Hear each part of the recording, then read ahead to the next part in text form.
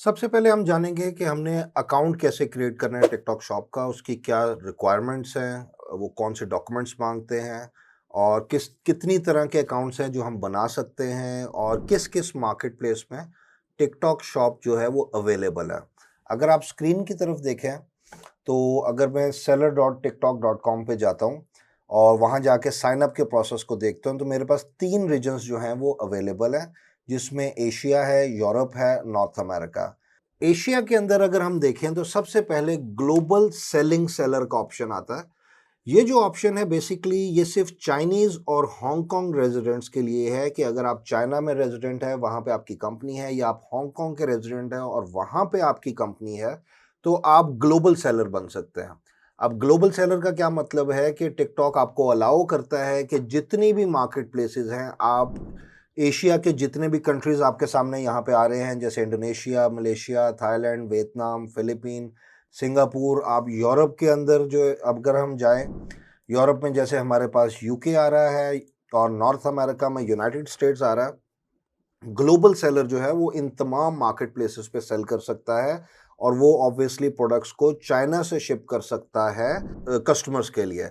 लेकिन बाकी जितने भी हैं, जैसे अगर हम अपनी बात करें तो पाकिस्तान से बैठ के हमारे लिए यूके के क्लाइंट्स को ढूंढना और यूएस के क्लाइंट्स को ढूंढना आसान है। और इसके साथ-साथ जो है हमारे पास मलेशिया, इंडोनेशिया, यहाँ पे बहुत सारे पाकिस्तानी हैं जो बैठे हैं और रह रहे हैं बड़े सालों से, वहाँ कंपनीज़ हैं उनकी। इवन वो भी इन कंट्रीज़ के अंदर सेलिंग में आ सकते हैं। तो ये टेंटेटिव मार्केट प्लेसेस हैं। लेकिन 2 बड़ी मार्केट प्लेसेस जो हैं जिसमें यूके है और यूएसए है, हम इन 2 मार्केट प्लेसेस को ज़्यादा फ़ोकस करेंगे इस ट्रेनिंग में, क्योंकि वहाँ पे हम ऑलरेडी काम कर रहे हैं, लैंग्वेज बैरियर नहीं है हमारा, इंग्लिश हम बोल सकते हैं, इंग्लिश पढ़ सकते हैं, इंग्लिश लिख सकते हैं। तो ये 2 मार्केट प्लेसेस हैं जिनके ऊपर हम ज़्यादा बात करेंगे और इन्हीं के हिसाब से हम इस ट्रेनिंग को, इस कोर्स को लेके चलेंगे। यूरोप के अंदर हमारे पास यूके है अवेलेबल और नॉर्थ अमेरिका में हमारे पास यूएसए अवेलेबल है। यूरोप में हम यूके के एग्जांपल लेके चलते हैं। अगर मैं यूरोप में जाता हूं तो यूरोप में मैंने एंटर किया। अब मुझे ये यूके के साइन अप पेज पे ले जाएगा। यहाँ पे मैं अपना लॉगिन, अगर मेरा अकाउंट बना हुआ है मैं लॉगिन करूंगा। अब हम चूंकि नया अकाउंट बनाने जा रहे हैं तो हम सबसे पहले साइन अप पे जाते हैं और साइन अप में इधर फ़ोन नंबर और ईमेल एड्रेस, इन दोनों को हम कोई भी एक चीज़ यहाँ पे दे के, या हम अगर आपका टिकटॉक का क्रिएटर अकाउंट पहले से बना हुआ है, आपके मोबाइल नंबर पे बना हुआ है, आपके ईमेल आईडी पे बना हुआ है, जिस पे भी बना है आप उससे भी लॉगिन कर सकते हैं। आप अपने जीमेल आईडी से भी लॉगिन कर सकते हैं। मैं यहाँ पे क्विकली जो है, जो हमारा जीमेल का है उसको मैं यूटिलाइज़ करता हूँ। एम्पावर्स, ये डमी ईमेल आईडी है, तो इसके ऊपर काइंडली ईमेल्स मत कीजिएगा, किसी ने नहीं देखनी। ओके, वो कंफर्मेशन मांग रहा है हमसे कि आप यूके में ही सेल करना चाह रहे हैं। जी कंफर्म। और हम कोड मैच कर लेते हैं।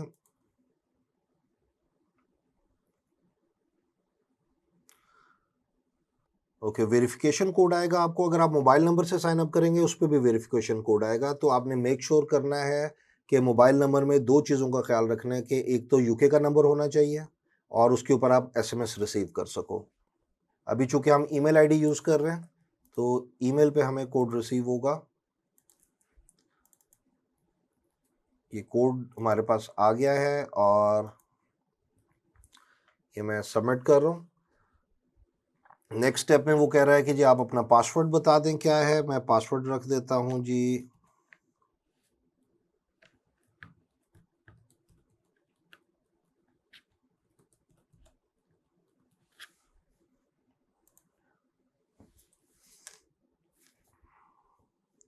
और कंटिन्यू प्रेस करते हैं।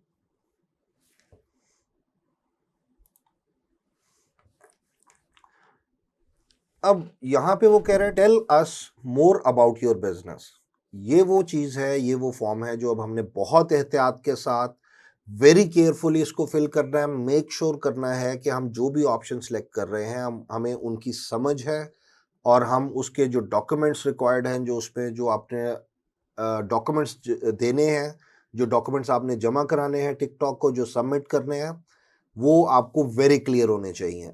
अगर कोई एक भी डॉक्यूमेंट आपका मिसमैच हो गया, आपने गलत अकाउंट टाइप सेलेक्ट कर ली, तो आपका अकाउंट अप्रूव नहीं होगा, उसके ऊपर मोस्ट प्रोबेबली अप्रूवल ही नहीं आएगा, और अगर अप्रूवल आ भी गया तो लेटर ऑन जो है वो सस्पेंड हो जाएगा। तो सबसे पहले हमारे पास ऑप्शन है इंडिविजुअल का। इंडिविजुअल में सोल प्रोप्राइटर का ऑप्शन है। अब सोल प्रोप्राइटर का मतलब ये है कि मेरी कोई कंपनी रजिस्टर्ड नहीं है, लेकिन मैं जो हूँ अपने ज़ाती नाम के ऊपर, पर्सनल डिटेल्स के ऊपर मैं इसको रजिस्टर कर रहा हूँ।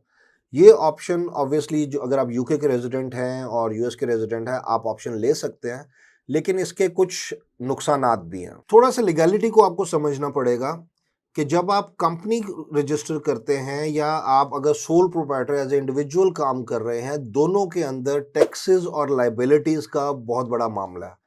फॉर एग्जाम्पल, अगर मैं सिंपल वर्ड्स में आपको समझाऊं कि अगर आप सोल प्रोप्राइटर बनाएंगे तो दैट मीन्स कि हर जो इनकम जनरेट हो रही है, जो सेल हो रही है, यूके के अंदर वैट है, आपको हर ऑर्डर के अगेंस्ट वैट और ये तमाम टैक्सेस पे करने हैं, आप उसके खुद जिम्मेदार हो।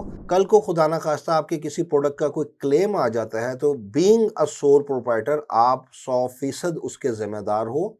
अगर कोई लीगल एक्शन होता है आपके अगेंस्ट तो वो आपकी ज़ात के अगेंस्ट लीगल एक्शन होगा। लेकिन इसके बरक्स अगर हम कॉरपोरेशन में जाते हैं और यहाँ पे प्राइवेटली ओन्ड बिजनेस करते हैं, तो प्राइवेटली ओन्ड बिजनेस का मतलब है कि आप प्राइवेट लिमिटेड कंपनी रजिस्टर करके अपने नाम पे आप उसके थ्रू ये साइन अप कर रहे हो। और legally speaking private limited company जो होती है ये इटसेल्फ एक खुद एंटिटी है। सादे लफ्जों में, आप अगर इस कंपनी के अंदर कोई भी बिजनेस एक्टिविटी कर रहे हैं, सेल्स कर रहे हैं, तो आपको जो टैक्सेस हैं वो उस कंपनी के हैं। आप जब तक खुद मुनाफा नहीं निकालेंगे बीइंग अ शेयर होल्डर या उसके मालिक होने के नाते, तब तक आपको कोई टैक्स नहीं है। तो कंपनी अपने अखराजात भी उसी में से करेगी, अकाउंट में से, अपने सेल्स भी उसी में आ रही हैं। और यूके में अगर आप रह रहे हैं और यूके रेजिडेंट हैं, तो आपको 85,000 पाउंड तक सेल करने पे वैट एग्जम्पशन भी है, आपको वैट नहीं पे करना।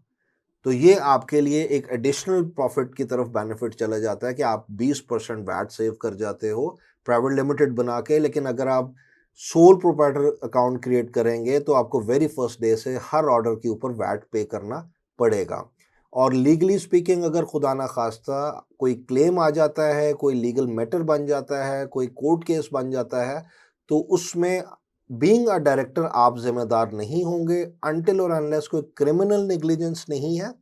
कोई भी अगर प्रॉब्लम आती है तो वो कंपनी की हद तक है और कंपनी ही उसकी जिम्मेदार है। आप ज़ाती तौर पे उन तमाम चीज़ों से जो है बच जाते हो। तो प्राइवेट लिमिटेड कंपनी रजिस्टर करके अपने अकाउंट्स बनाना और उसको चलाना ये बेस्ट तरीक़ेकार है और इसी को हम फोकस करेंगे। तो हम यहाँ पे प्राइवेटली ओन्ड बिजनेस को सिलेक्ट कर लेते हैं। नेक्स्ट करते हैं जी। कंपनी का फुल नेम, फॉर एग्जांपल अगर हम यहाँ पे कोई भी रैंडम डिटेल्स, क्योंकि ये एक सिर्फ ट्रायल है तो मैं यहाँ पे रैंडम फेक डिटेल्स डाल रहा हूँ, सिर्फ बताने के लिए कि आपने फॉर्म फिल कैसे करना है। फॉर एग्जांपल अगर हम यूके कंपनी हाउस की वेबसाइट पे चले जाते हैं,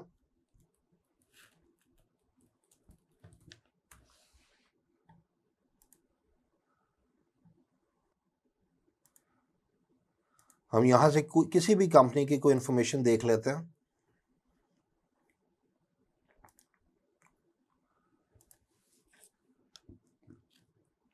फॉर एग्जांपल मैं यहाँ पे ट्रेडिंग के नाम से सर्च कर लेता हूँ। आपकी जो भी कंपनी आपने रजिस्टर किया, मेक श्योर करना है कि आपने अपनी कंपनी की डिटेल्स डालनी है। मैं जो आपको एग्जांपल दिखा रहा हूँ ये सिर्फ और सिर्फ समझाने के लिए है।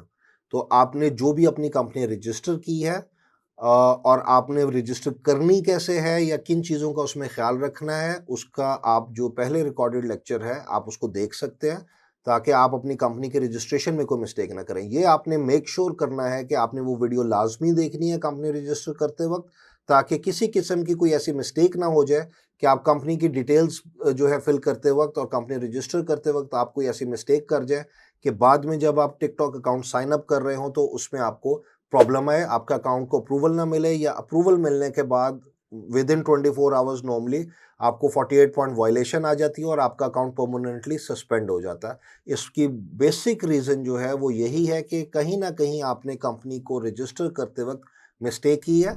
और सबसे पहले मैं कंपनी का नाम कॉपी कर लेता हूँ, क्योंकि उसने मुझे पूछा है कंपनी का फुल नेम, कंपनी नंबर, वो भी हमें यहीं से मिल जाएगा, और कंपनी की रजिस्ट्रेशन डेट भी यहीं पे हमारे पास इनकॉर्पोरेटेड ऑन आ रहा है। जैसे ये 23 अप्रैल 1998 की है, तो 23 अप्रैल 1998।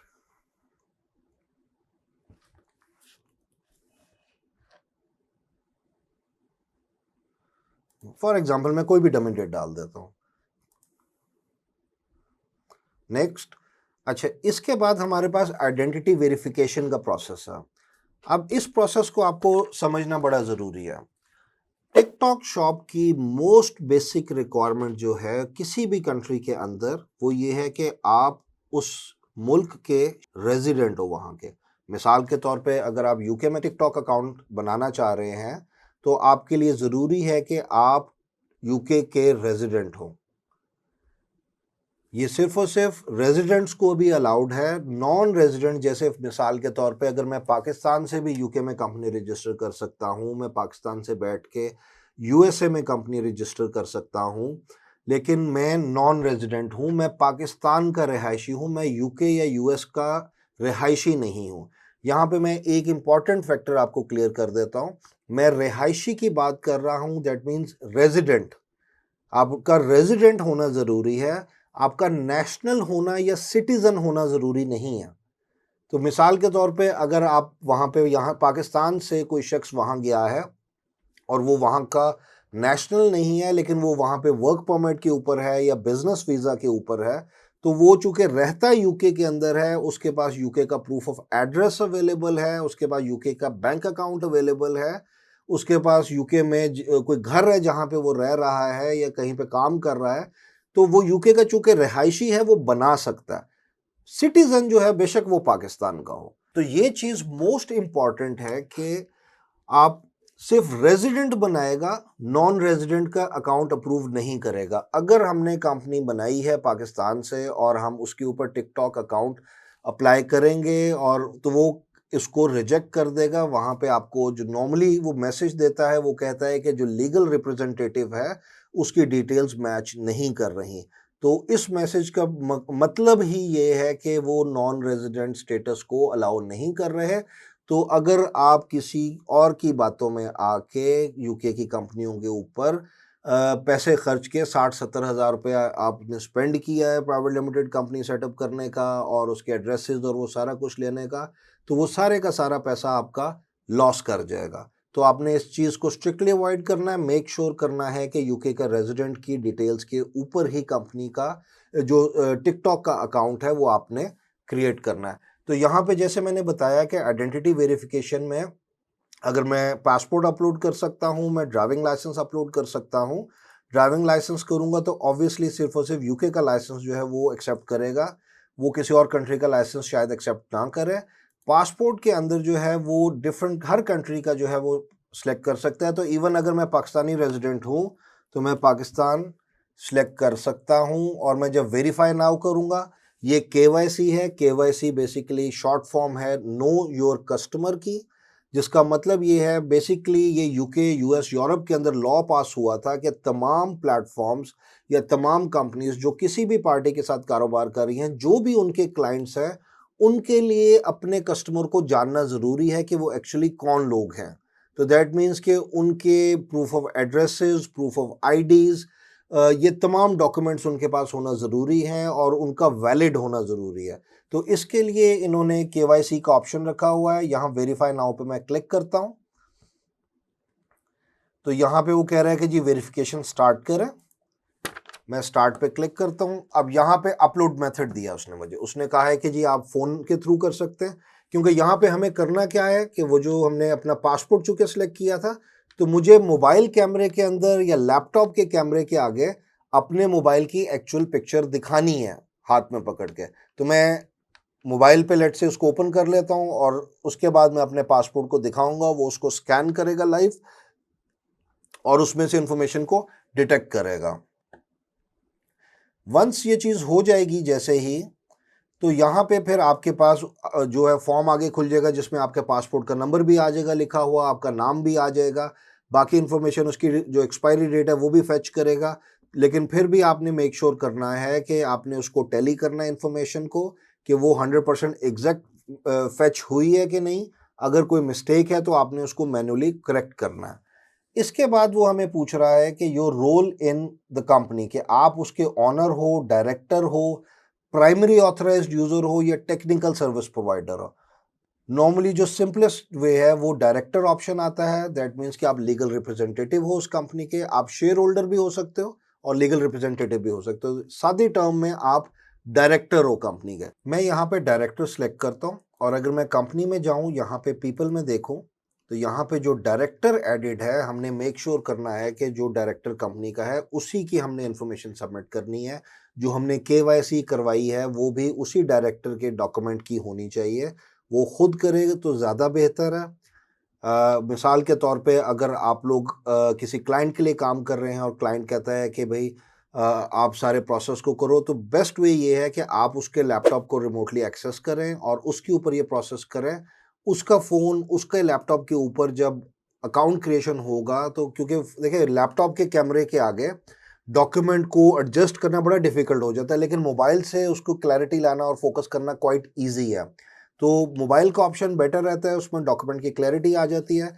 और जब आपका साइन अप प्रोसेस और मोबाइल जो है एक वाईफाई के साथ कनेक्टेड है, तो वो फर्दर अकाउंट की क्रिएशन को सिक्योर कर देता है। यहाँ से आप स्क्रीन को नेक्स्ट करेंगे जब, तो नेक्स्ट स्टेप के ऊपर जो है वो आपको वेरिफिकेशन में ले जाएगा। नॉर्मली जो है चंद घंटों के अंदर वो वेरीफाई कर देता है, और अगर मैक्सिमम भी टाइम हमने देखा है तो वो एक दिन से ज़्यादा का नहीं है। नॉर्मली चंद घंटों के अंदर आपके अकाउंट की वेरिफिकेशन हो जाती है और आपको ईमेल रिसीव होती है। ईमेल रिसीव होने के बाद आपके दो काम इम्पॉर्टेंट है।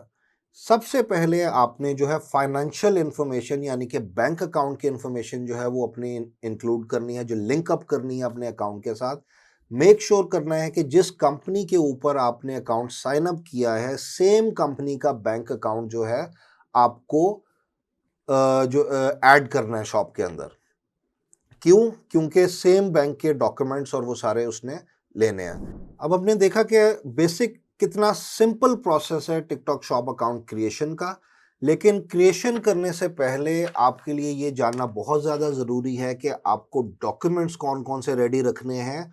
जैसे कि पासपोर्ट हमें चाहिए था या ड्राइविंग लाइसेंस चाहिए था केवाईसी करने के लिए। इसी तरह अगले स्टेप्स के अंदर जो है वेरिफिकेशन में टिकटॉक कौन-कौन से डॉक्यूमेंट्स रिक्वायर करता है। आपकी स्क्रीन के ऊपर बेसिक रिक्वायरमेंट्स आ रही हैं, जैसे कि यूके या यूएस की ऑब्वियसली हमें कंपनी रजिस्टर करनी है, कंपनी बनानी है, या कंपनी हमारी एग्जिस्टिंग होनी चाहिए। उस कंपनी का एक ऑफिस का ऑफिशियल एड्रेस होना चाहिए। तो उस एड्रेस के ऊपर कोई ना कोई प्रूफ का डॉक्यूमेंट आपके पास होना चाहिए, जिसको हम प्रूफ ऑफ एड्रेस कहते हैं। यानी कि आपके उस बिजनेस के नाम के ऊपर कोई यूटिलिटी बिल, बैंक स्टेटमेंट, कोई गवर्नमेंट का लेटर, किसी वकील या सॉलिसिटर का लेटर आया हो, ये तमाम डॉक्यूमेंट्स एक्सेप्टेड हैं टिकटॉक शॉप के ऊपर। इसके बाद जो है आपकी जो कंपनी की बैंक अकाउंट स्टेटमेंट है वो रिक्वायर्ड लाजमी है, क्योंकि जब आप बैंक लिंक करेंगे तो वो आपसे उसकी स्टेटमेंट की कॉपी मांगेगा। एक चीज़ का आपने ख़ास तौर पे ख्याल रखना है कि प्रूफ ऑफ एड्रेसेस के जितने भी डॉक्यूमेंट्स होते हैं वो 3 महीने से पुराने नहीं होने चाहिए।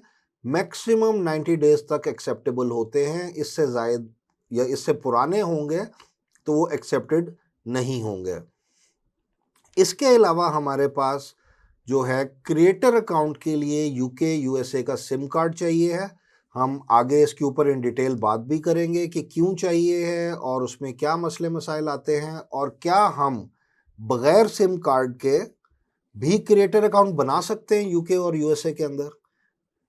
और इसी तरह एक मोस्ट इम्पॉर्टेंट चीज़ ये है कि अगर आप पाकिस्तान से बैठ के सर्विसेज दे रहे हैं या पाकिस्तान से बैठ के अपने अकाउंट्स जो आपके पास आपने किसी रिलेटिव से या किसी से भी जो कंपनी अकाउंट लिया है टिकटॉक का, आप उसको अगर पाकिस्तान से ऑपरेट करना चाह रहे हैं तो उसके लिए पाकिस्तान की आईपी नहीं चलेगी। आप पाकिस्तान रेजिडेंट जो है अपने आप को नहीं शो करते, क्योंकि आपका अकाउंट जो है आईपी चेंज होने की वजह से, लोकेशन चेंज होने की वजह से सिक्योरिटी रिस्क में आ सकता है और इसकी वजह से वो सिक्योरिटी चेक्स की वजह से उसको टेम्परेरी सस्पेंड भी कर सकता है।